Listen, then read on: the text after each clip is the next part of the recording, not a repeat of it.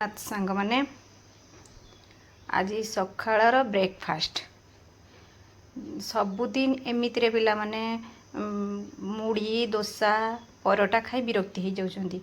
तेणु भाविली आज पिला मानक पई टिके ब्रेड रे पिज्जा बनई देबी कहीं पिज्जा बनइले बहुत समय लागिवो। तेणु ब्रेड रे अति कम समय रे केमती गोटे पिज्जा बनई कि पिला मानक भी टेस्टी लागिवो आउ खाइबा को भी भल लागिवो। तेणु देखिली घरे टिके स्वीट कॉर्न आउ कैप्सिकम पियाज टमाटो पनीर सबको मिसई टिके बटर दे ता सहित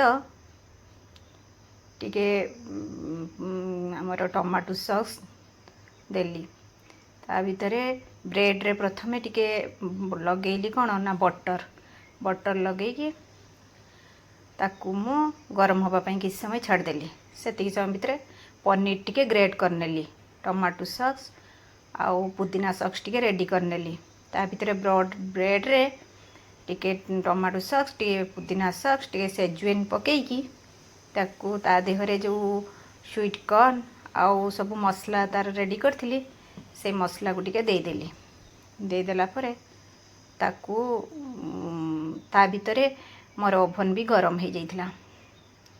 से मसला उपरे टिके पनीर पकेकी पुणी टिके टमाटो सॉस ता उपरे देदेली ता उपरे टिके नेकी ताकू 2 मिनिट पई